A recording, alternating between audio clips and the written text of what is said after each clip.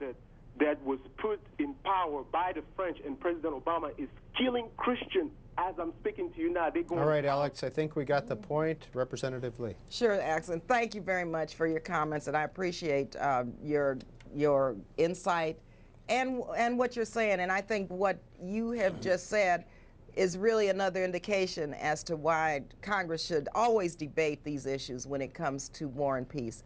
I think that Congress, again, had we had a debate on Libya, we would have been able to further discuss and really reflect different points of views, which we may or may not agree with. But I think that it's very important to just say to you that whenever we have congressional debate, and I hope you listen to some of our debates, many issues are discussed, and the policy debate is broadened. And so that is the big problem I have with us having gone into Libya, is not having an opportunity to debate the pros and cons and unintended consequences and what the different points of views are of people around the country. Representative Lee, if you go to the White House today and the president says, well, we just have to have deficit reduction attached to the debt ceiling vote, what's your response to it? My response to the president would be, we have to talk about raising revenue first, Mr. President. We have to talk about eliminating these oil subsidies for gas, subsidies for oil companies. I would say we have to eliminate these huge tax breaks for millionaires and billionaires.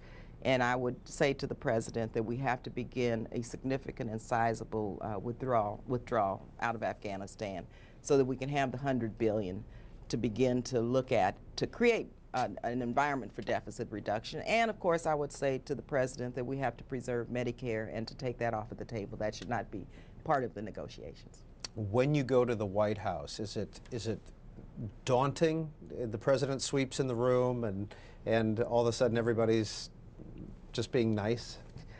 I tell you, when, and I've been to the White House many, many times under different presidents, President Clinton, Bush, and now President Obama, and it's always an awesome moment. It's always wonderful to be in the White House, with so much history, and with the Obamas in the White House, and to see the White House really as a people's house, and the type of courtesy and the graciousness and the type of hospitality that is created for everyone. I mean, I've seen, and I've had constituents come to the White House and just become overwhelmed at how happy they are to be there because of the friendliness of the staff and the administration officials, and of course the president and our first lady and the family. And so these meetings, though, are not easy meetings. They're very serious and very tough meetings because they're very engaging. The president is very smart, as we all know. He's a great leader, and he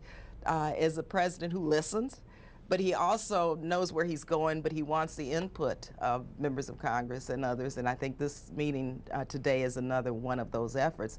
But it's always an inspirational moment to be there, to reflect the views of my constituents also, and to really be able to communicate back to my constituents what the president is really believing and what he sees and where he's going.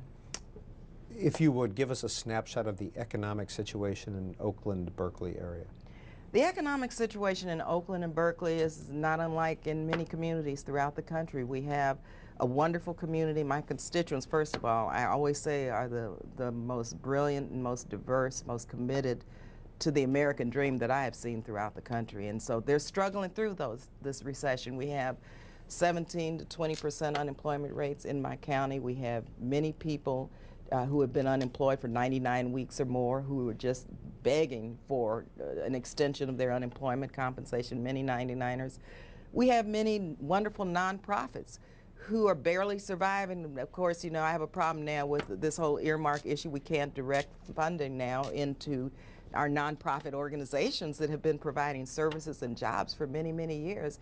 And so they're trying to struggle to try to figure out how just to survive through this very severe downturn. We have a huge foreclosure crisis. Many neighborhoods have abandoned homes, and our mayor, our great mayor, Mayor Jean Quan, the first Chinese-American mayor in the country, woman, is doing a phenomenal job. We have Mayor Tom Bates in Berkeley, who's doing a great job. We have one of the greenest communities, the Green Corridor in Oakland and Berkeley. And we have major academic institutions, universities, community colleges. We have the Port of Oakland, creates many, many good paying jobs through our dredging process.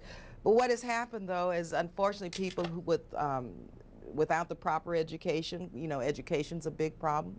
The equality of opportunity for educational, for a good quality education, that because of a variety of reasons, still hasn't moved forward. We're making tremendous progress, though, in Oakland Berkeley and in my district.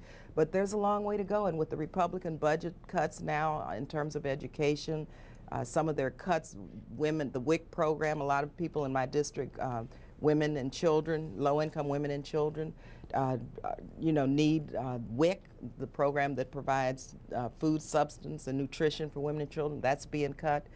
When you look at my district as it relates to natural disasters, we have earthquakes, mudslides, floods, fires, and throughout the state of California. I serve again on the Appropriations Committee, and it was so sad to see the Republicans cut disaster assistance, which my district needs desperately, like other districts. FEMA was cut. First responders, our firefighters in my district were wonderful, but here we're looking now at huge cuts in firefighter budgets, in emergency first responder budgets. So it's really a district that is feeling the havoc that has been created by these severe and extreme budget cuts that no one in our country deserves. Congresswoman, have you seen an increase in your 13 years here on Capitol Hill, or a decrease in partisanship? And who would you say are some of your Republican friends? Well, I have seen in my 13 years here, I think it's been up and down, up and down. And I'll give you an example. When I first came to Congress, this was in 1998, I followed a phenomenal statesman, Ron Dellums, who he chaired the Armed Services Committee, really put the Congress on record to really begin to debate the defense budget and our national priorities. And Ron told me, how partisan it was getting, but he really knew how, as chairman of the Armed Services Committee, had a very interesting way of working with Republicans, and he mentored me and taught me how to not get personal when you're in these debates, and why you should always debate the issues and policies but never get into the personal battle. And so I've tried to follow in his footsteps in that sense. And so when I came to Congress, and he had been working on this, HIV and AIDS, for example, my legislation to establish the President's Emergency Initiative on HIV and AIDS, that was a bipartisan effort.